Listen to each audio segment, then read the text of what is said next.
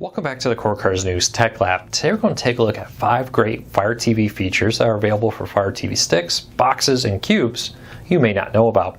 Now some of these you may know about, but hopefully something on this list will jump out at you and help you get the most out of your Fire TV. Now if you're new here, do me a big favor, hit that subscribe button, hit that thumbs up. We really appreciate it because it lets YouTube know you enjoy what we do here. And hopefully we can help you get the most out of your Fire TV, or maybe break free from the high-cost cable TV and still watch the shows you enjoy. Let's take a look at some of these tips. One of the most annoying things about the Fire TV is this massive banner ad there, which will play video and audio if you let it.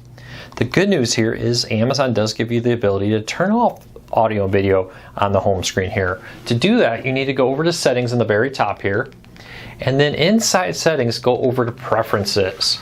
And in here you will find something called featured content. And inside featured content is option to turn off the autoplay audio and the autoplay video. Now that's a great option right there because it allows you to say, hey, the video doesn't bother me, I just don't want the audio, or you can turn both off. So check that out, settings, preferences, featured contents, where you will find that. The other part of this is these are targeted ads. This is where they would take what you watch and what you do through your Amazon account and present ads to you based on that. Amazon actually allows you to disable that. You can go over again into settings at the top, go over to preferences, and in here you will have the ability to, in your privacy settings, do things like turn off device usage data, collect app usage data, so it monitors what you're doing in other apps, and you can totally turn off interest-based ads right here across everything. Now you will still see ads. It's not completely eliminating ads, but it will disable the targeted ads based on what you watch and what you do. So if you don't want that to be featured or targeted towards you, that's a great way to do it. So check that out. Also, one of the other things I think a lot of people don't take advantage of is the fact that with their phone or tablet, you can actually control your Fire TV, and most importantly, you can actually use it to enter usernames and passwords. One of them, I think no matter what device you have, Apple, Roku, Android, Fire TV, whatever it is, using the on-screen keyboard is kind of painful. Now with the Fire TV app available for Fire tablets, Android, and iOS, you can actually use it to control your Fire TV, move yourself around on the screen. You can go in there and also use it to type in passwords, username, searches, and more, which is a really great feature. I know there's some voice dictation and other features in here you can try and on other devices like Apple Siri, but no matter what device it is, no matter what way it is, I find using my phone or my tablet to type in username and passwords and other things I have to use the keyboard for is far superior than anything out there. So I'll put a link to these different apps down below. If you haven't downloaded it, definitely take advantage of that app. It's also a great backup remote. If you ever lose a remote or it suddenly stops working, the batteries die, whatever the problem is, having your phone connected is a great way to be able to control that. Now a few things here, you do need to be on the same Wi-Fi network. This will not work if you're not connected to the same Wi-Fi network. And speaking of your phone or tablet, one of the main things I think a lot of people want, they've asked before, was the ability to cast your videos from like Netflix and YouTube to your Fire TV.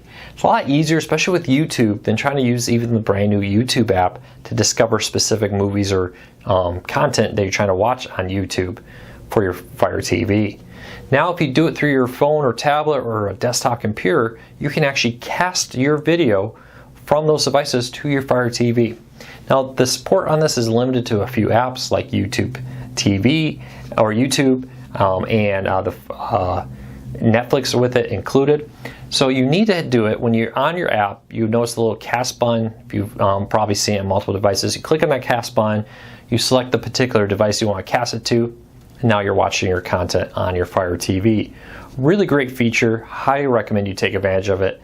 I love it when I'm watching a video and I want to show somebody else. I just send it off to the TV so we can all look at it rather than trying to cram around my phone. And lastly, one of the big things I get asked a lot is, Luke, I want to be able to remove some of these recent ones. I don't want my kids to see what I did, or there's somebody coming over, I don't want to see what apps I have recently been using. Now under the Your Apps and Channels, you can reorganize them. I'll show them in a moment. But Amazon actually makes it really easy to remove movies, television shows, and apps from your recent section.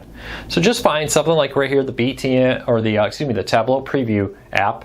If you click on the menu button, it will now allow you to remove it from recent. Now I did that, it did not delete it from my Fire TV. That app is still on my Fire TV. If I go into my app row, you're going to see it right there. The difference is it's now gone on my recent row, which is a really great way to remove movies and television shows and different things that you may not want people to actually know you watched or maybe you have installed. Now for your app section here, if you go into the See All section, you can actually go and rearrange this area here. So you can say, hey, QVC, we don't really use that too much. So you click on the menu button, you select Move, and now I can rearrange this to however I want it to be. And now on the home screen, you notice it just updated, and now NBC is the first app. So you can actually create this to be your favorite set of apps and have it all in the order wherever you want it. So that's something I think a lot more people should take advantage of. I know now they made it a little easier by putting the See All apps just by clicking left once in your apps and channels row. But still think it would be a lot easier if you just organize it to be the ones you want. I find talking with most cord cutters, most people just have 5 or 6 different apps they watch a majority of the time. Putting those 5 or 6 primary apps up front will make that a lot easier. So that is it. There are a few quick tips for your Fire TV that I'm always surprised how few people know about this. I know some Fire TV Pro users here are going to be like, hey, I knew about these. That's great. Hopefully, though, I helped somebody here discover something about their Fire TV they didn't know about.